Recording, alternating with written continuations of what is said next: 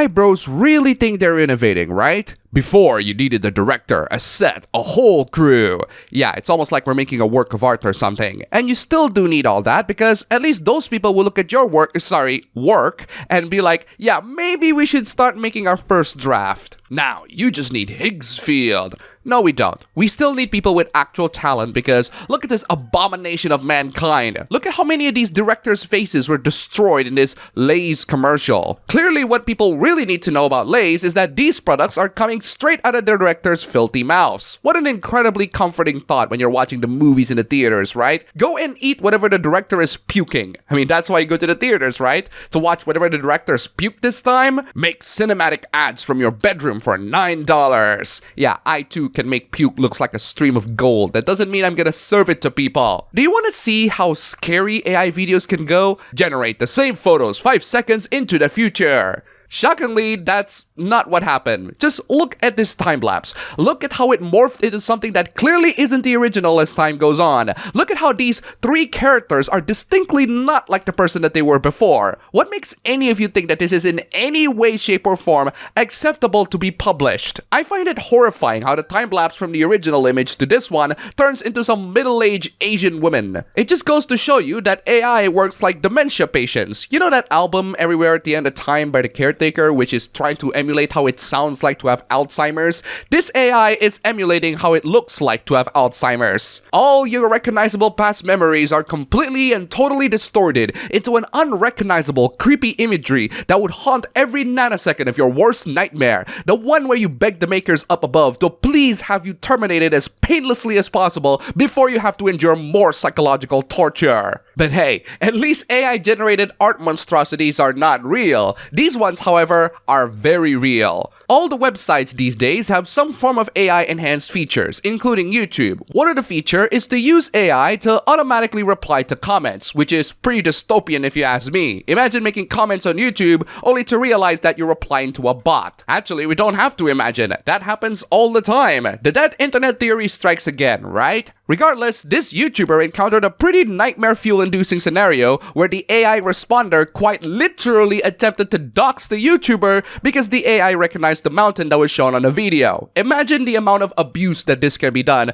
to try to locate and find someone. I do bash AI quite a lot, and for very good reasons, but that's because I bash people using AI for the wrong reasons. I don't mind using AI to assist your work or to help you learn and expand your point of view even more. But what I do mind is using AI to take people down. And it seems that when AI bros are using AI art to demean and make fun of real artists, YouTube also decided to use AI to dox people. How awfully dystopian. AI is not just misused for sharing terrible information, but it's also misused for making terrible art and replacing the people that do it. I don't pay attention to whatever that union drama surrounding the voice actors, but what I do know is that I would rather listen to actual voice actors actually voicing their lines rather than this absolute garbage. Can you please calm down, bro? Man, people really don't check their AI dubs, aren't they? This is an anime called Supercube, which is a Chinese anime, and they decided to use AI English dub to convey their emotions, which sounds about as robotic as you can get. Hey, y'all.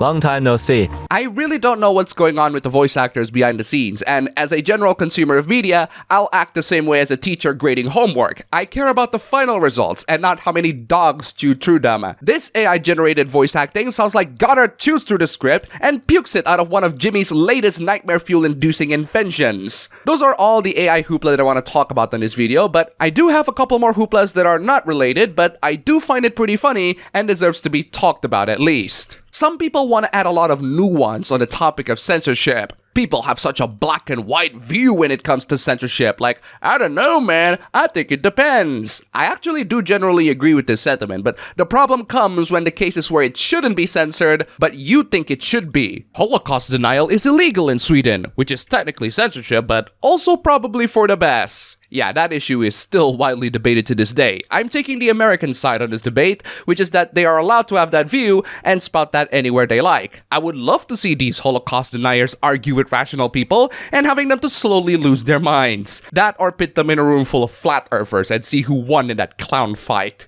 This is a big reason why I stay away from any pro or anti-discourse, because one side is like, if it's bad in real life, then it shouldn't exist in media, and if you like it, you're the devil. And the other side is like, censorship is never okay under any circumstances, and they'll be talking about loli. Wait, so you just basically agreed that loli is a perfectly acceptable circumstance of censorship. They are fictional characters, they are not real. This is one of those instances where I find censorship unacceptable, which is to please someone's personal comfort. If you find that kind of fictional content morally reprehensible, literally just go away. I do not think the rape game should exist. Really, if we're talking about the game No Mercy, I talk about this game already. This game is your average by-the-numbers 3D visual novel. It's really not a simulation at all. It's barely even a game. This game is about as edgy as an inflatable hammer. I will answer why a rape game should exist when you tell me why you want a rape game to exist. The same way I want the game where you can murder people and run them over at full speed to exist. It's fiction.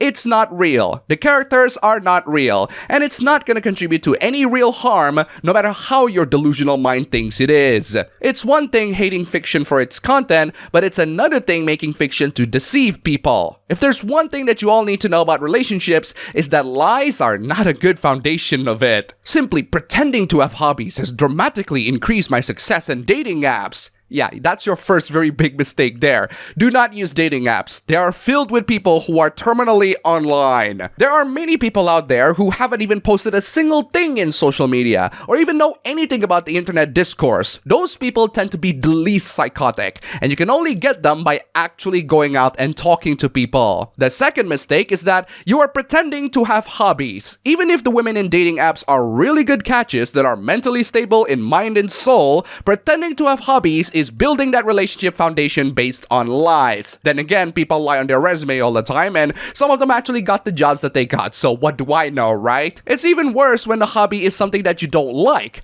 I haven't been to a climbing gym before, but it does look really fun, and my brother has been into one. He thinks it's absolutely fantastic. It's a shame that you don't enjoy that, because that is a pretty good hobby to have. Working out is never a bad thing to anyone. The next hobby is walking about 5 minutes down the trail in a nearby nature preserve. That actually sounds fantastic as a once-in-a-while activity. You don't even have to pretend to like it. It's a genuinely relaxing experience. But yeah, the person took pictures of him climbing the gym and walking down nature, and that's when the girls find out about that hobby. Those are the only things that women are commenting on. Honestly, there are 3 takeaways from this post. 1 is that online dating is a load of BS. 2, you shouldn't build relationships based on lies. And 3, if you have to lie to enjoy going to a climbing gym or walking 5 minutes down the trail, I think you fail as a human being.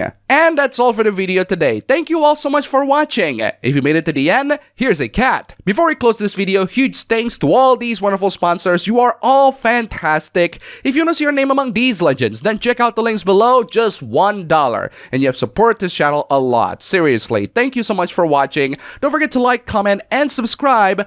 I'll see you all next time.